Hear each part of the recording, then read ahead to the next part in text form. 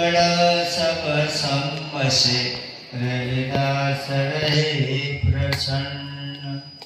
का मथुरा का द्वारका का काशी हरिद्वार। रविदास खोजा दिल अपना मिलिया दिलदार।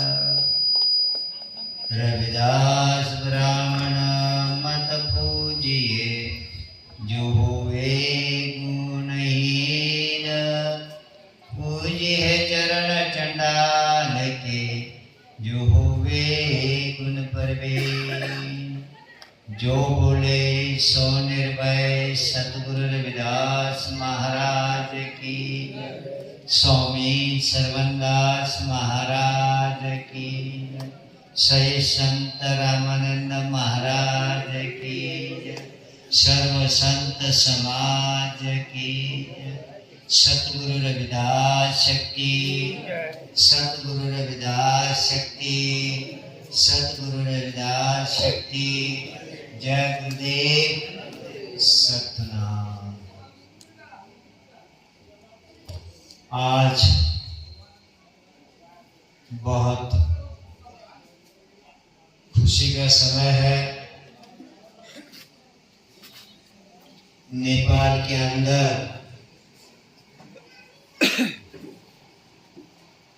सतगुरु रविदास के अनुयायी अपने विष्णु देवत गुरुदेवत सतगुरु रविदास महाराज जी,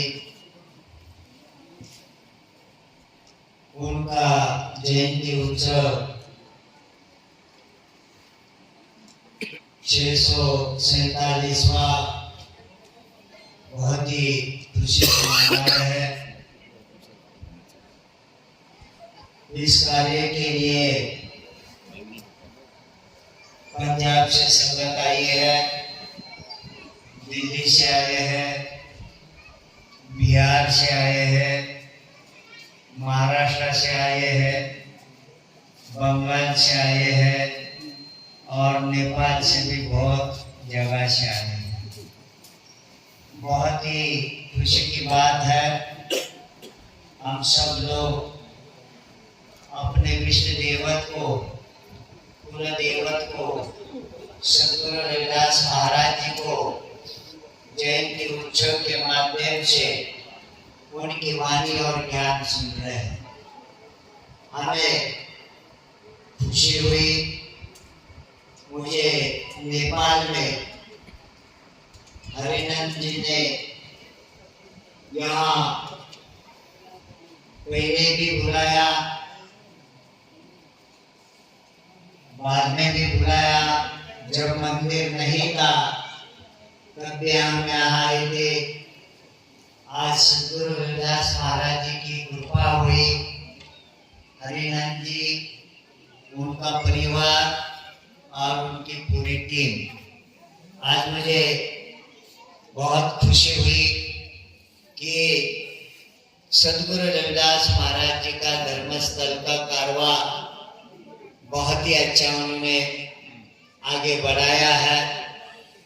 आज मंच पर सभी बुद्धिजीवी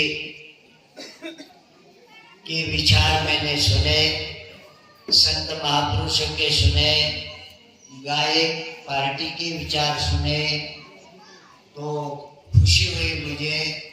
मैं मेरे तरफ से 108 संत निरंजन दास महाराज जी, हमारे धर्म गुरु, उनके तरफ से और पूरे देश दुनिया में इस मिशन को आगे बढ़ाने वाले अखिल भारतीय रविदास धर्म संगठन के पदाधिकारी, उनके तरफ से मैं आज आप सबको लाख लाख कोट इस फंक्शन की बधाई देता हूँ। मुझे अच्छा लगा। यहाँ राजनीति वाले भी, मैडम आई थी, उन्होंने भी इस दरबार को सहयोग किया। बहुत खुशी की बात है। तो हमारा भी हिस्सा राजनीति खजाने के अंदर रहता है।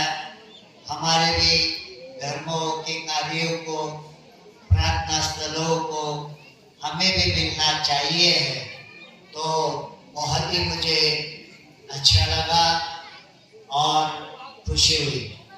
और सदगुरु रविदास महाराज जी के वाणी हमारे को क्या संदेश दे रही है, ये आज समझना हम लोगों को बहुत जरूरी है। क्योंकि सदगुरु रविदास महाराज जी ने भक्ति के अंदर भक्ति आंदोलन चलाकर संसार को ठगी अवस्था से मुक्त करने का काम किया और ज्ञान अवस्था से संसार को अपने जीवन को भवसागर पार करने का संदेश और मंत्र दिया। हमें पता होना चाहिए हमारे सदगुरु रविदास जी का हमें क्या संदेश उपदेश है।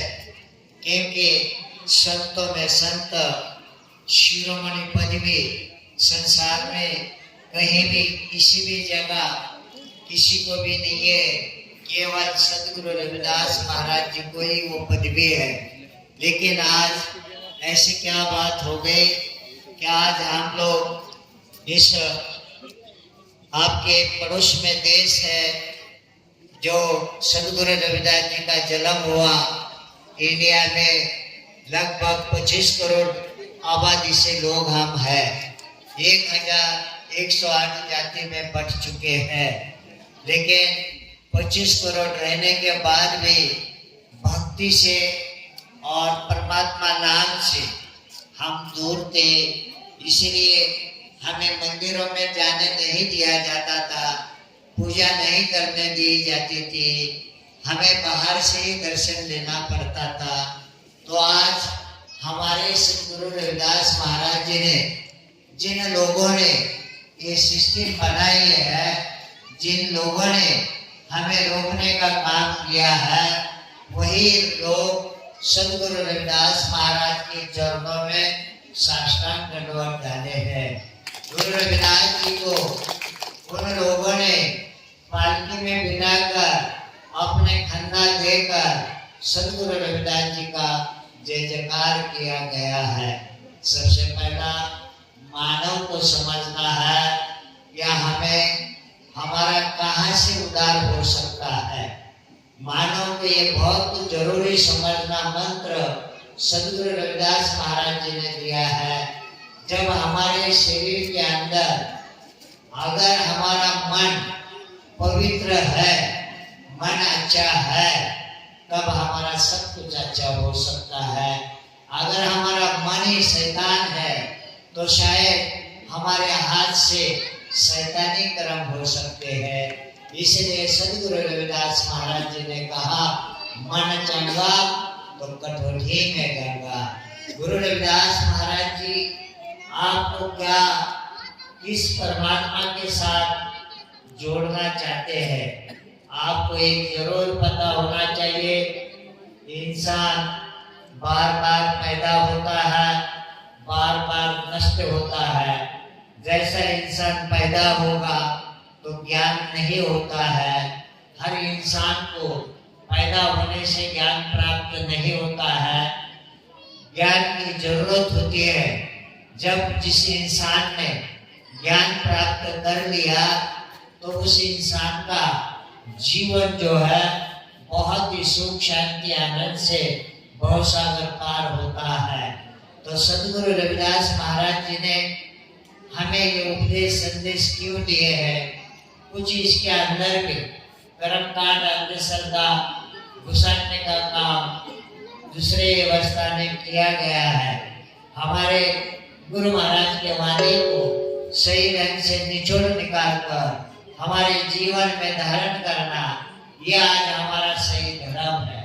अगर हम लोग सदगुरु रविदास महाराज के अनुयायी हैं, जैसे सदगुरु रविदास महाराज आए, इस हजारों साल के कल्चर को, हमारे पूरे परंपरा को छीन कर लिया गया और उनकी व्यवस्था इस देश में या अन्य जगह चलाई गई। तो सदगुरु रविदास महाराज जी से पहले जितने भी संत महापुरुष आए, वो जब संसार में इंसान को समझाने लगे कि भाई इंसान को इंसान की तरफ, इंसान के बराबरी में देखना चाहिए, एक दूसरे को, इंसान को प्रेम प्यार करना चाहिए। अगर हम इंसान को बराबर नहीं देख रहे हैं, अगर हम उसको नीच ऊंच देख रहे हैं, इसलिए सदगुरु रविदास जी ने जितने हजारों साल से संत आए, बहुजन समाज के बहुत सारे महापुरुष संत भी है, समाज सुधारक भी है, उन्होंने हमारे लिए बहुत महत्वपूर्ण संदेश दिए हैं। आज हमें उनके संदेशों को समझना बहुत जरूरी है। एक तरफ हमारे राज व्यवस्था जब तक हमारी नहीं होती है तब तक हमारा उद्धार नहीं होता है। दूसरी बात, भक्ति के अंदर हम अगर प्रार्थना स्थल हमारे नहीं बनते हैं तो शायद हमें दूसरे के प्रार्थना स्थलों में जाना पड़ेगा। इसलिए सदगुरु रविदास जी ने निचोड़ निकालकर आपको ज्ञान देने का काम किया है। आज धर्म जो होते हैं, धर्म को इंसान की जरूरत नहीं है। इंसान को अपने जीवन को अच्छा बनाने के लिए धरोहर की जरूरत है। तो जब धरोहर हमें अच्छी मिलती है, संस्कार हमें अच्छे मिलते हैं, जब ज्ञान हमें अच्छा मिलता है, तब हमारा भवसागर अच्छा पार होता है। इसलिए सदगुरु रविदास जी ने हमें समझाने का काम किया। उनका परमात्मा क्या है?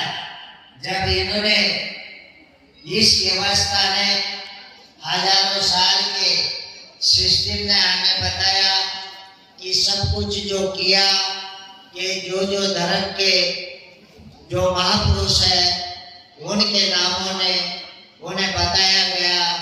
आज पे आप सुनते होंगे, संसार में, दुनिया में कहीं भी चले जाओ, एक नर नारी इंसान एक ही जात है, लेकिन भाषा अलग है, स्टेट अलग है, हर स्टेट का कल्चर अलग है, लेकिन सब इंसान ही है। लेकिन इंसान रहते हुए भी हमारे लोगों को सम्मान नहीं मिला। इसलिए ज्ञानी महापुरुषों ने वहां से समाज को बाहर निकालने का काम किया। धर्म में, भक्ति मार्ग में, परमात्मा कल्चर संस्कार में जब हमारे साथ नुकसान होती थी, ठगा जाता था, इसलिए सदगुरु रविदास जी ने कहा, हाथ जप माला माते कीला, जग ठगने को सौंग बनाया। तो कुछ व्यवस्था ठग व्यवस्था थी, इसलिए सदगुरु रविदास जी कह रहे हैं कि ये व्यवस्था से हमारा उद्धार नहीं हो सकता है। उसके आगे वो बता रहे हैं कि जिस व्यवस्था को हम मान रहे हैं, जिस व्यवस्था को हम पूज रहे हैं, तो उस व्यवस्था से हमारा उद्धार नहीं हो सकता है। इसलिए सदगुरु रविदास जी ने कहा, हजारों साल से परमात्मा के नाम से, जिस परंपरा से हम विधिया करते हैं, पूजा पाठ करते हैं, संस्कार करते हैं, सभी धर्म के नाम से, तो उस कल्चर को सदगुरु रविदास महाराज जी ने कहा कि दिमाग में ये डालने का काम किया है कि हमारे को ऐसा लगता है हर चीज ब्राह्मण के हाथ से की तभी हमारा उद्धार हो सकता है। लेकिन हमारे सदगुरु रविदास जी का कहना है कि ब्राह्मण व्यवस्था पूजने लायक नहीं है। अगर जिसमें गुण है उसके हिसाब से उसके गुण हमें धारण करना चाहिए और उसके चरण में पकड़ना चाहिए। तो गुरु रविदास जी ने इसलिए कहा कि ऐसी व्यवस्था को पूजाओ।